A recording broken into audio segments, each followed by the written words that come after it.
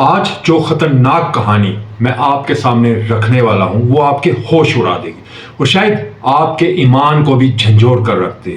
جون 2025 کی ایک دوپہر فلپائن کے شہر ناگا سٹی میں 5000 سے زائد کیتھولک عقیدت مند عبادت میں مگن تھے۔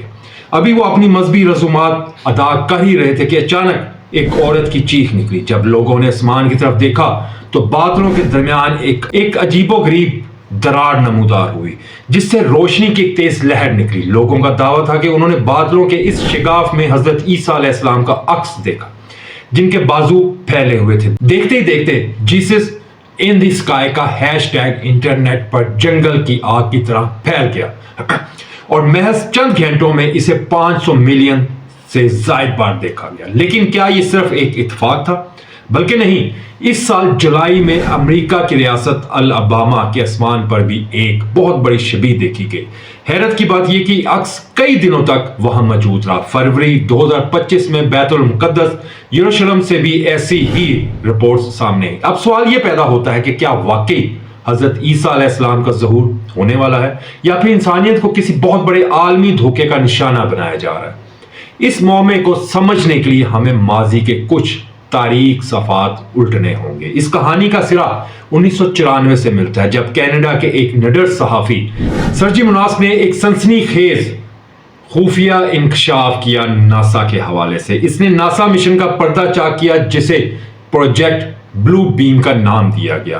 مناس کے مطابق عالمی طاقتیں دنیا پر ایک نیو ورلڈ آرڈر مسلط کرنا چاہتی ہیں اور اس مقصد کے لیے وہ 4 خطرناک مراحل پر کام کر رہی ہیں۔ پہلا مرحلہ دنیا بھر کے مذاہب کو سائنسی بنیادوں پر مشکوک بنانا، آثار قدیمہ کی ایسی جھوٹی دریافتیں پیش کرنا جس سے لوگوں کا اپنے مذہب سے یقین متنزل ہو جائے۔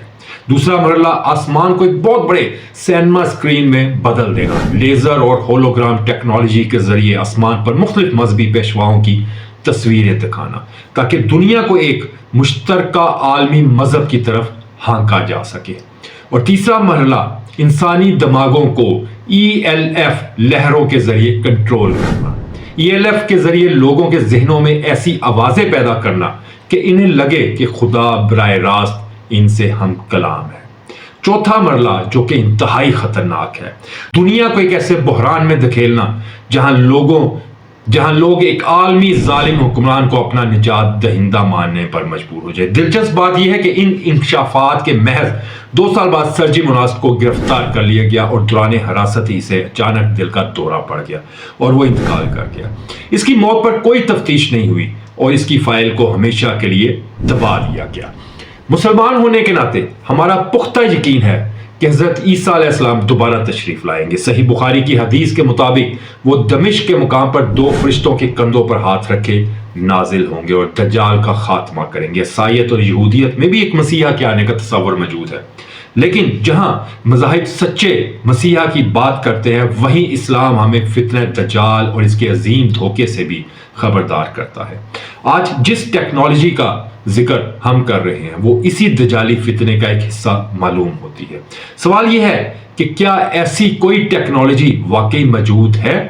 1989 میں ایک پیٹنٹ رجسٹر ہوا جس کا نام وائس ٹو اسکل ٹیکنالوجی تھا۔ اس کے ذریعے بغیر کسی اسپیکر کے آواز براہ راست انسان کے سر کے اندر پہنچائی جا سکتی ہے۔ اسے خدا کی آواز کا نام دیا گیا تاکہ سادہ لو انسانوں کو گمراہ کیا جا سکے۔ تحقیق سے جو چیزیں سامنے آئیں اس کا عملی تجربہ جو 2002 کی عراق جنگ میں ہو چکا ہے، جہاں عراقی فوجیوں کے ذہن میں ایسی لہریں بھیجی گئیں کہ جن سے انہیں یہ پیغام ملا کہ اللہ چاہتا ہے کہ تم ہتھیار ڈال دو۔ جب یہ ٹیکنالوجی آج سے 20 سال پہلے موجود تھی تو سوچیں آج یہ کس حد تک جدید ہو گئی ہوگی۔ ناسا ان واقعات کو پیروڈیلیا کا نام دیتا ہے، یعنی انسانی دماغ کا وہ خلل کہ وہ بادلوں میں خود سے کوئی نہ کوئی شکلیں بناتا ہے۔ لیکن الاباما اور فلپائن کے وہی مقامات کیوں منتخب کیے گئے جہاں پہلے سے ڈرون کوریڈورز اور لیزر میپنگ کے منصوبے چل رہے تھے؟ یہ محض اتفاق نہیں بلکہ ایک سوچی سمجھی مشق ہو سکتی ہے۔ ہم اس وقت دھوکے کے بدترین دور سے گزر رہے ہیں۔